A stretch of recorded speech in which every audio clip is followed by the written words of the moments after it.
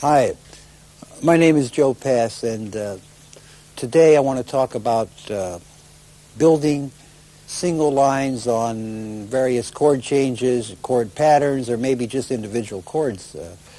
But before I start that, I'd like to, maybe you would like to tune up. So here's a note to tune up with. It's A.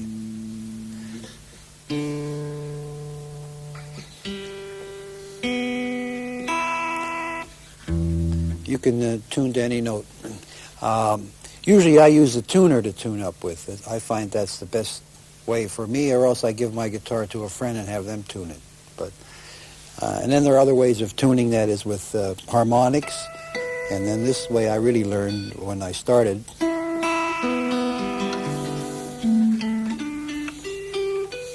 But anyway, you choose your own way. Before we go into building these single lines, I'd like to give you a little idea of how I look at chord changes. First of all, I look at chord changes as very basic. Major, minor, and dominant seventh are the only ways that I look at chord changes. I'm not interested too much in whether a chord is a C major, 9th, 11th. I just want to know if it's a C major or C minor or a C 7th. And in the dominant family, I include the diminished chord as a dominant 7th flat 9 chord, and I include the augmented chord as a dominant 7th raised 5th chord. So in the dominant family, the diminished and the augmented become dominants for me. I use them. I put a root on the chord and use them as dominants. So when you look at chords, the only thing you have to look at is the chord a major, minor, or a dominant. And so simplify your thinking, and thus you can build lines that are easier to picture or hear in your ear. When you're playing chords with all complicated intervals on them, or notes, like a C7 flat 9 raised 9 flat 5, that's too much, too many numbers and too much to try to incorporate in your playing. Just want to know whether it's a C seventh or C minor or a C major. Before I finish this portion and we go on to tape some lines for you on these major, minor, and dominants, I'd like to talk a little bit about my right hand. I'm in this case using my fingers, and I play mostly with my fingers, and it's a good idea, as I have said before, to learn to play with your fingers, finger style. It's not hard to do. You just put your hand on the guitar and sit there and watch the television set for a while, and your fingers will fall the way they are most comfortable, which is not the classical way. They will fall for yourself the way they are most comfortable, and you use your fingers. You can play a lot, especially if you're playing solo guitar, you can play a lot more freer, a lot more counterpoint and so forth playing. And I don't have any particular set of fingers. I'm not playing like, I sometimes play one finger, twice, two fingers, whatever is most comfortable. I don't have any system, and you don't need a system. Only what works good for you.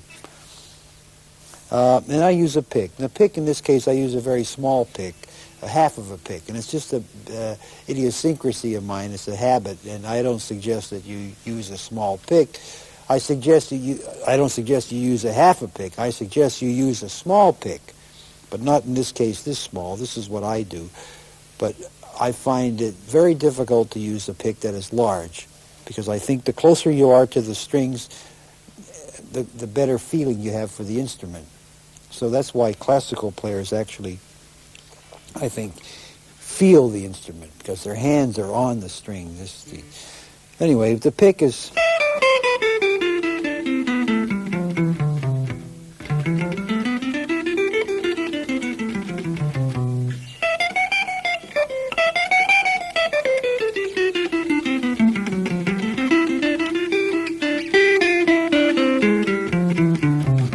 When I'm on a string, it's alternate. Down, up, down, up, down, up. When I change strings, it's down. Even though it should be alternate up and down, I don't do that, so I always pick down, even if I'm going back. If it's two down. Once in a while. Very seldom. So you'll find my playing has very little back picking. I think you get a lot of definition when you pick down.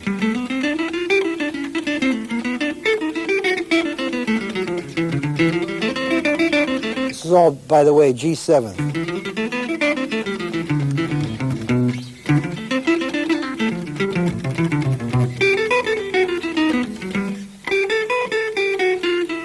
This is G7th augmented. A lot of playing in this case, for me, I do a lot of pull-off, hammer, and slurs.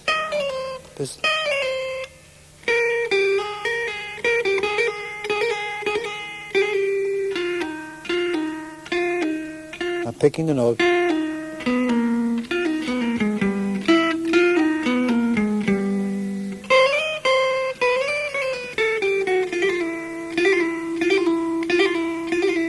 If you want to practice it, you should practice like this. You have to strengthen this finger. I think the weakest finger for most players is this finger here.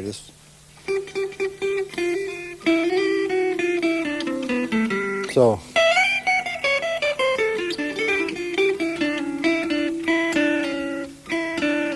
See, that's not picked. It's not.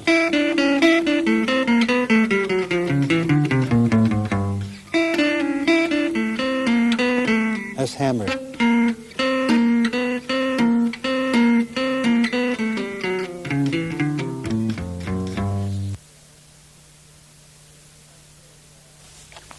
Okay, as I said, we would choose some chords, and I will play some lines on them. First, I'll start with just one basic change, and I'll keep everything in the key of C. And naturally, you know that if you play in another key, it's the very same principle, the very same idea. But key of C would be the easiest key to give examples in. So, for instance, if I have a C major chord, major 7th, but I call it C major. First of all, I use very little arpeggio, so you would hear very little of in my playing. Now, it's not that it's not done or it's not good, it's just that I don't do it. If I were to play a line in this, with these intervals in mind, C and B, I would play it this way.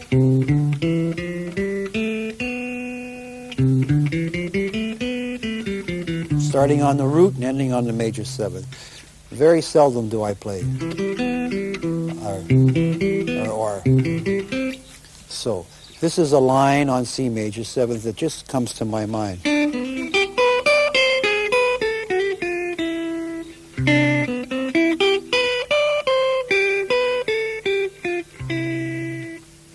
And this line comes from here.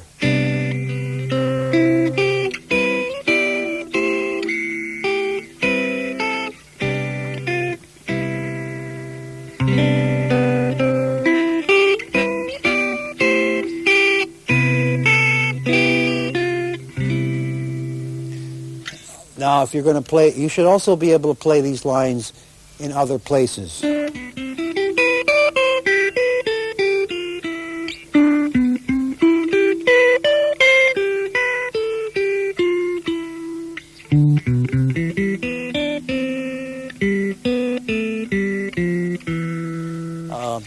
So now, once again, here's C major 7th, and here's another line.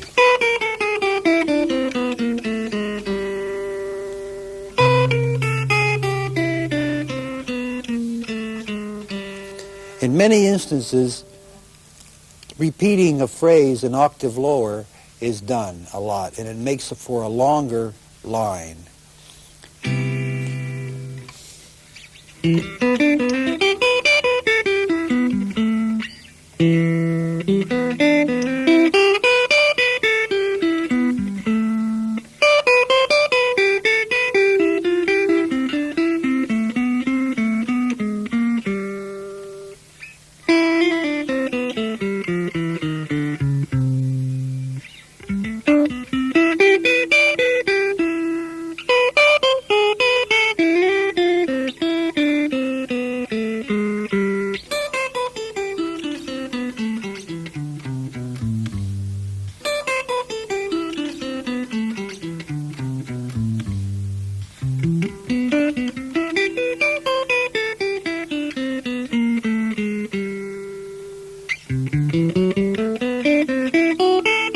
That is, in this case, using the 11th.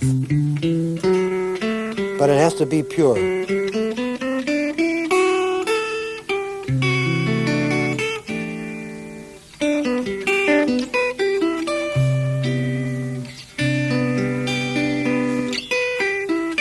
Now,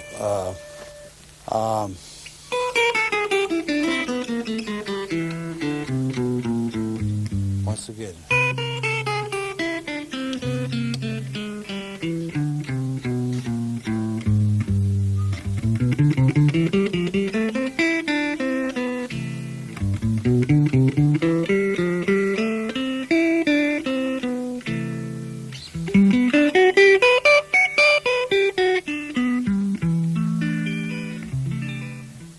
If you cannot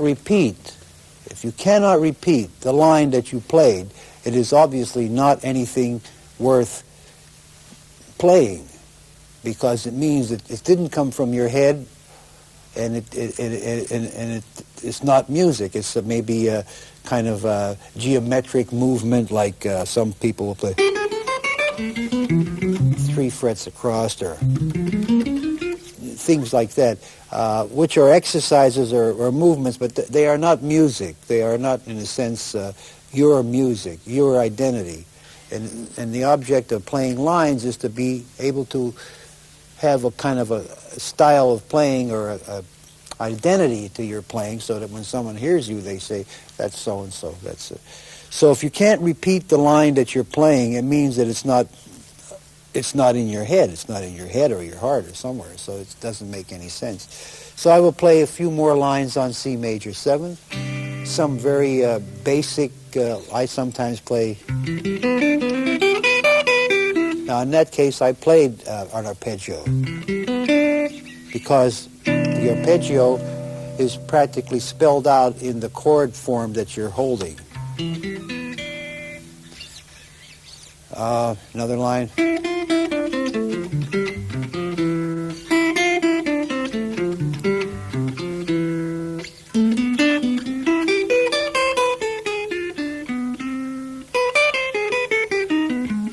Now, in this case, I am playing lines. When you have a 1 chord, which is now in this case a C major 7, when you have a 1 chord for a bar, you can always use the 5 chord as a movement.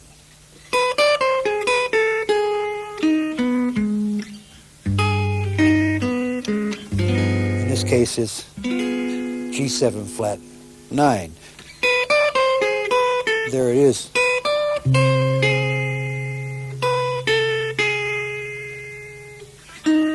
Raised 5th, flat 9.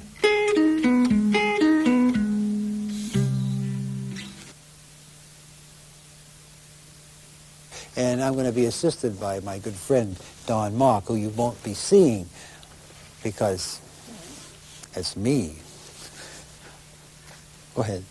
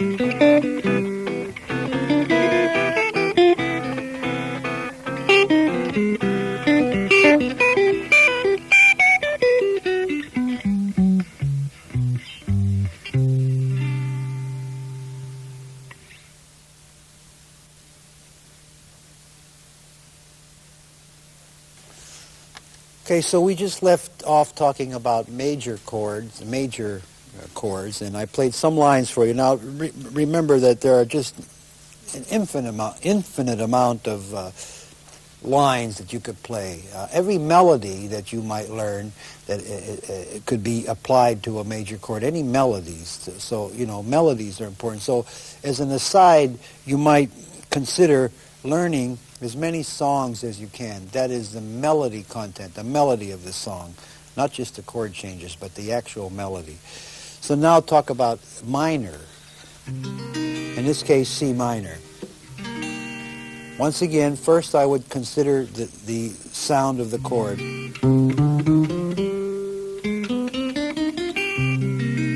Here's maybe a line on C minor. In that case, it's an arpeggio.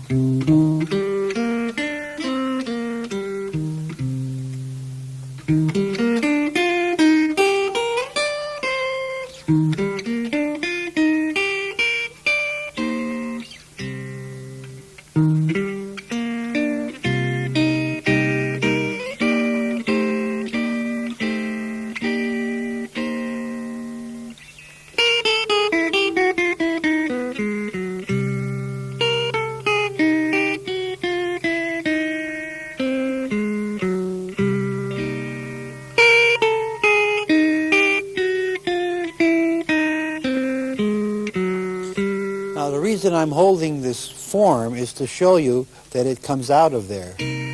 I would normally not play with this grip, with this C minor chord. I would play.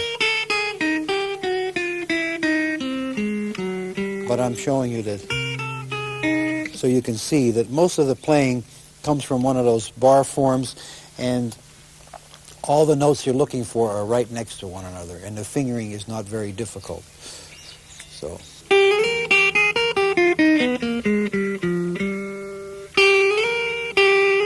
Sort of a hammer, or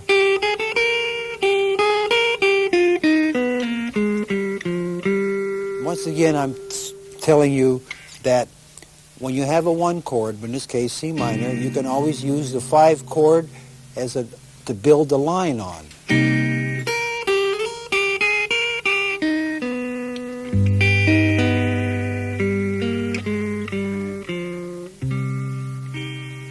See? There's another line on C minor. Once again. Now, that is an example I told you that lots of lines are played in 2 and 3 octaves. That's 1. I can't go any lower. So.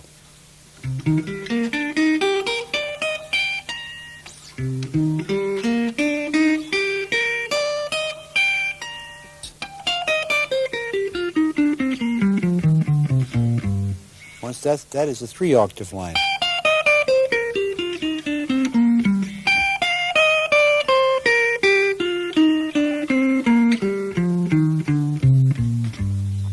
So this is also a C minor kind of a line.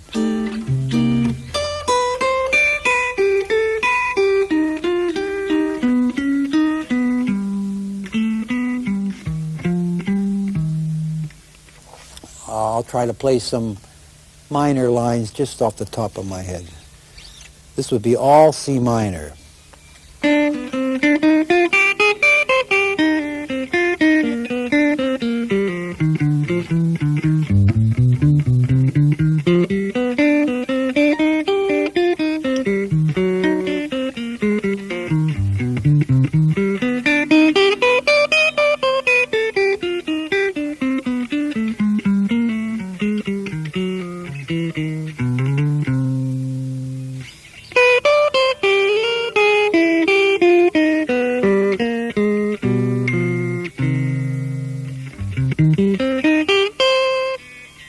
Straight arpeggio.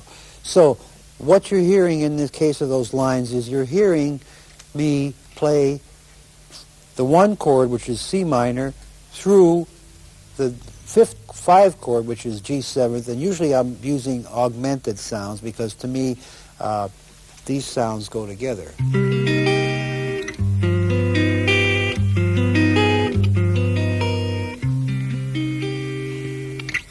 If you examine chords, you'll see, in this case, C minor 9th is a B-flat triad, which means, to me, that I could play B-flat triads against a C minor chord.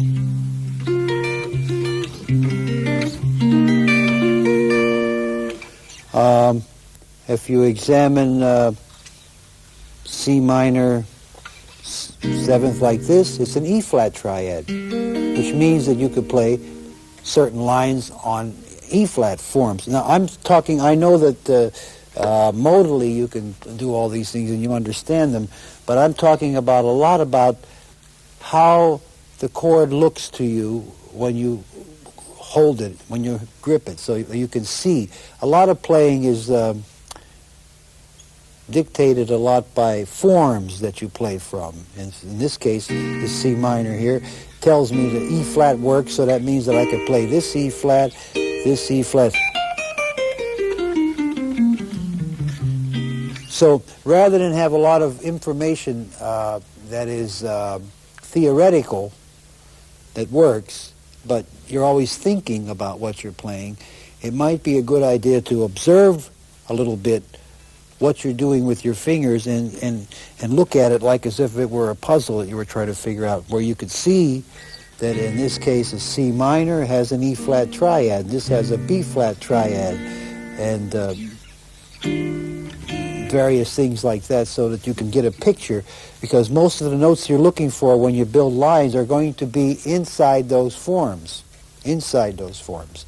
And you can do away with having to consider whether you're playing a Mixolydian mode or whether this mode, because it's very important that if you're in the key of C minor, that anything you play should relate mentally and, that is, form-wise, to C minor, and not to some thought of a mode, I think, because the guitar dictates, is laid out in such a way that if I'm playing in C minor, I don't want to know that I can use a B-flat major scale against it, because if I have B-flat major in my head, I'm not actually hearing and seeing and feeling C minor.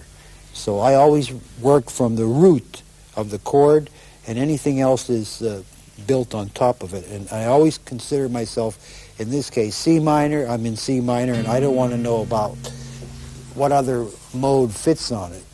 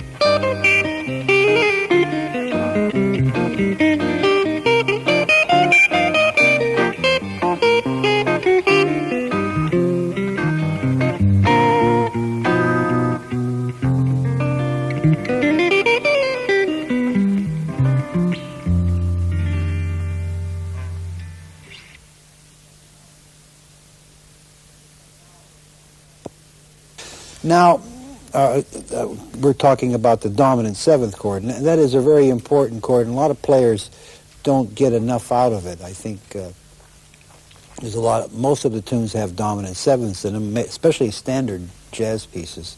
So in this case, we're talking about G7. And once again, I would think in terms of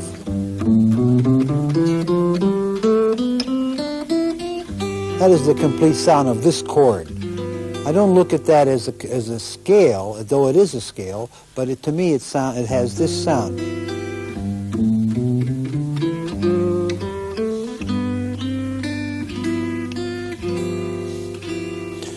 And in this case, it's a G6/9 or a G13th or whatever. G7th is all I think about. It has this in it. So here's some lines on it.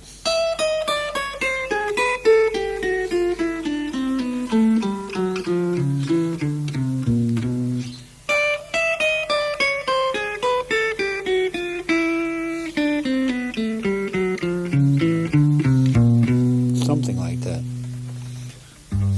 Here's some more lines.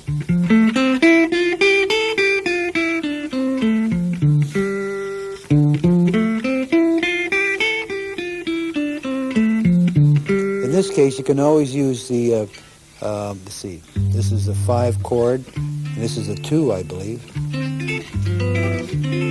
And by the way, when I see chord changes that have this kind of a movement, I completely disregard the D minor 7th. It doesn't enter my thinking or my, it's superfluous to go and then think of D minor 7th and play, and then play some kind of a G7th. Because if you play this, if you have this in mind, you have already included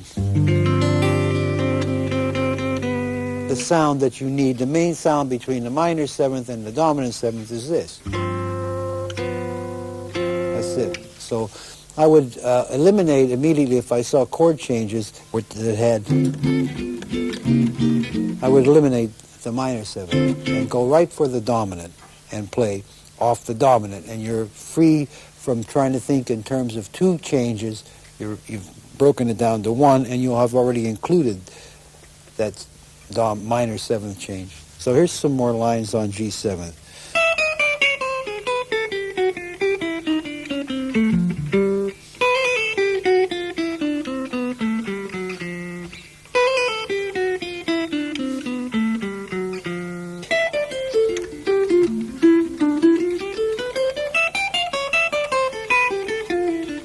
It's all G7th.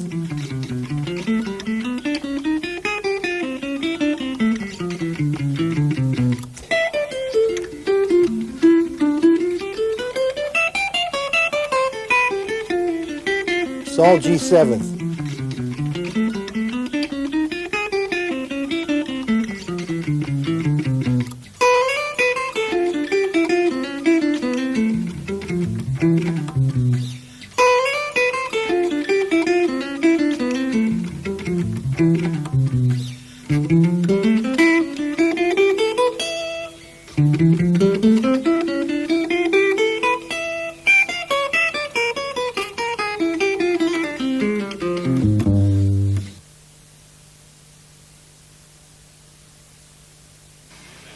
One, two, 1, 2, 3.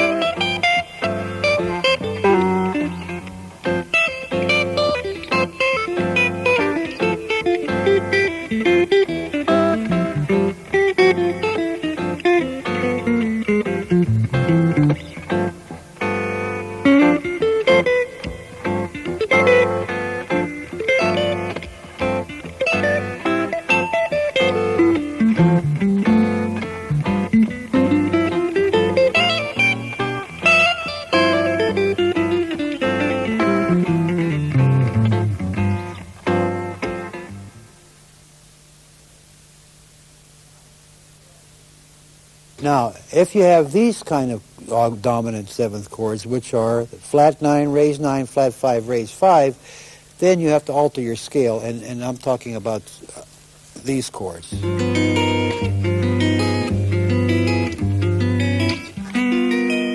The only thing you can alter in a dominant 7th is the flat 9, raise 9, flat 5, raise 5. So you have this.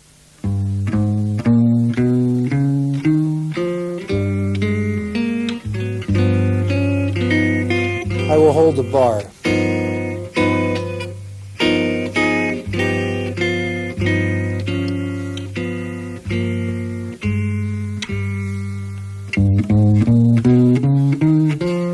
Flat 9, raise 9, regular 3rd, raise 5, flat 5, raise 5, 7th, root. So if you have those kind of chords where you have the lines are different.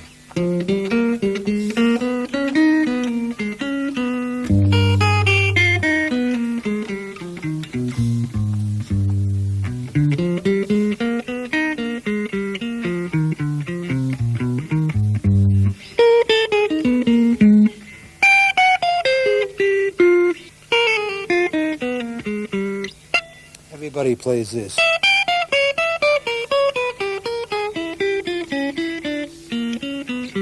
This is a regular. There are infinite amount of variations on that kind of a diminished. And like I said before, I include this chord, which is a diminished chord, with a root, as a dominant seventh chord. So I can play all these lines on this kind of a dominant seventh chord, a flat 9 chord. Diminish.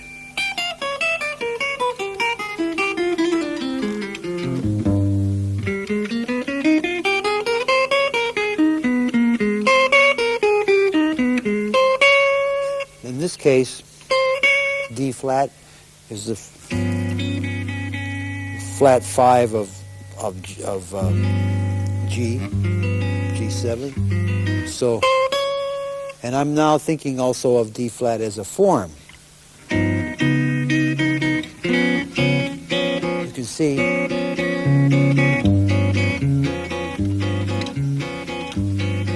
so in this case I'm thinking of this.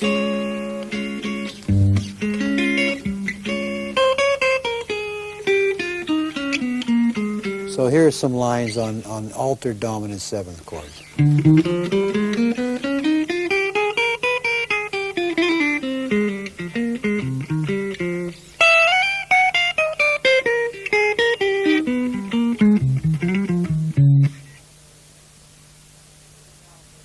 Okay.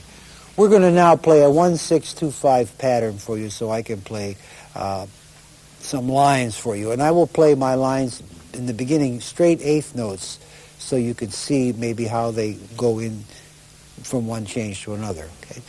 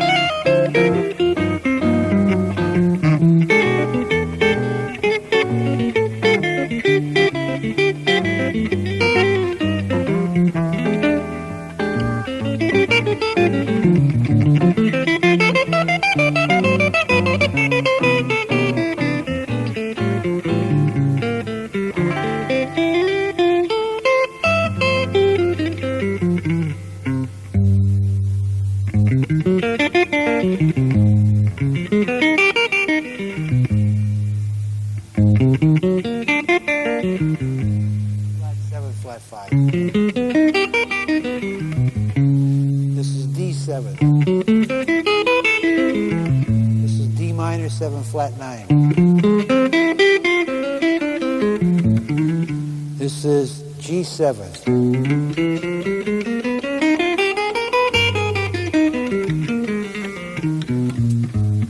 This is C.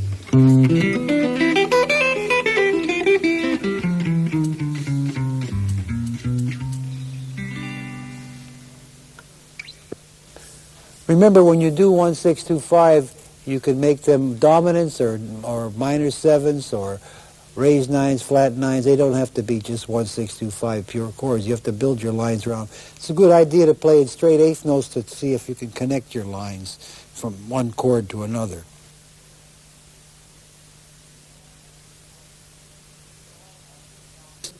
These are all altered dominant seventh chords. This is E7th altered. It's E7th raised 9. So I'm playing a line on it, which is like this.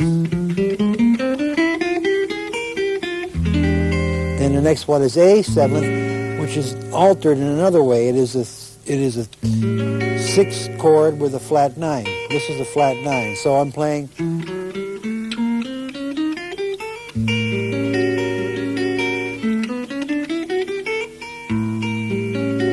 Next one is a D7th raised 9 flat 5, or raised 5, and I'm playing.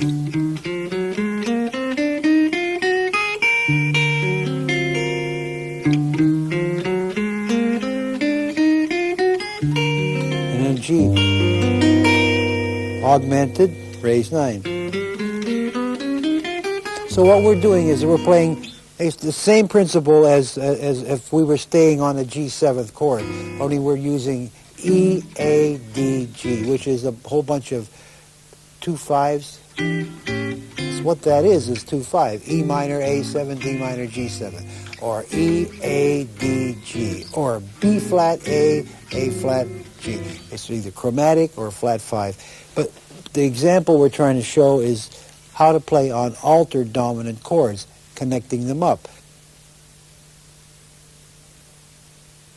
So now Don will play a little rhythm on that. 3, 4. 1 bar for each chord. 3, 4.